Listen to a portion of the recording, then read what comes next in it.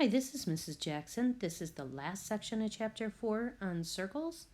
And in this fourth section, we are going to be talking about something called the unit circle. And we're going to use that unit circle to find any coordinates, x and y, anywhere around this circle using trig functions. Okay, so I'm going to zoom in here on this circle. So we have a circle, and it's centered at the origin, and the radius of the circle is 1. So the length here is 1, and if I just rotate this radius all around here, it's going to remain at 1, and if we can draw a right triangle around it, that radius becomes the hypotenuse. So this x and y coordinate can travel all around this circle in different quadrants. All right, so if we look at this circle and we see from some kind of angle here in that right triangle, the y coordinate here ends up being the length of this leg of the right triangle, and it's opposite of that angle. And the x coordinate here ends up being the side of this leg length, and it's the adjacent side to that angle.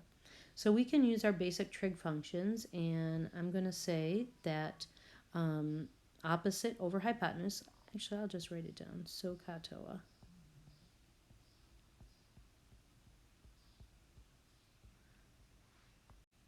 So we can say that the sine of angle theta equals the opposite over the hypotenuse, and in this case our opposite is the y, and our hypotenuse is 1.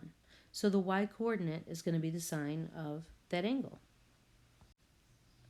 And likewise, we can say the cosine of that angle theta is the adjacent over the hypotenuse, and the adjacent side is what we have labeled as x, and the hypotenuse is 1. So our x coordinate is going to be cosine of that angle.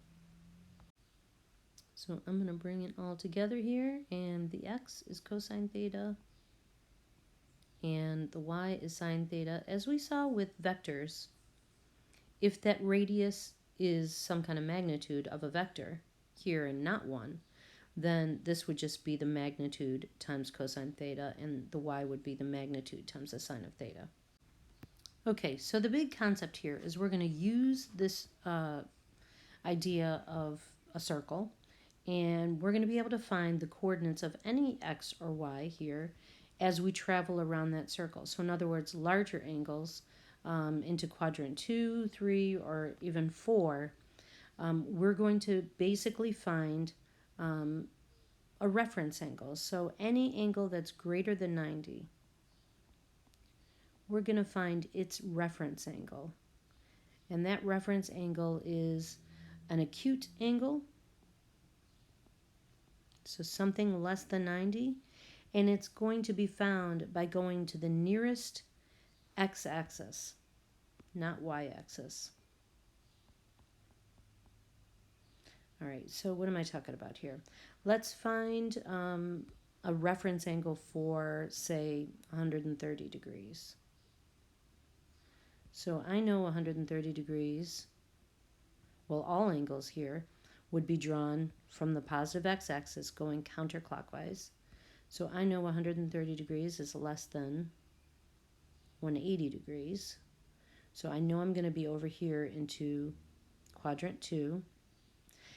Now the idea here is to find the x and the y. So right here, this x and this y, I'm going to find the reference angle to 130 by finding the acute angle to the closest x-axis. So the reference angle here is going to be this acute angle right in here, and it's going to be 180 minus 130, or 50 degrees. And so we can use that 50 degrees now to find our coordinates x and y, and just adjust for what quadrant we're now in.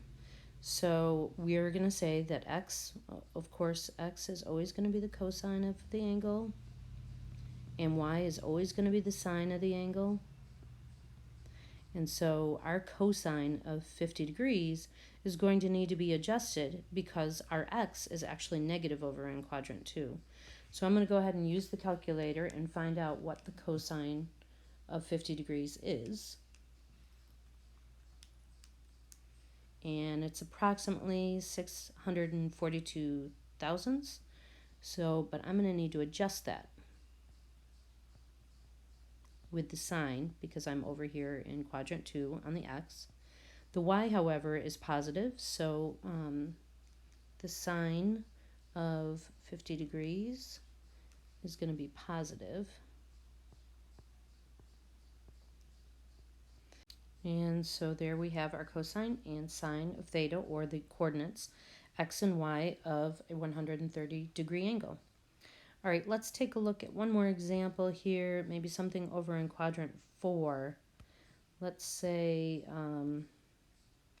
find the coordinates of an angle 320 degrees.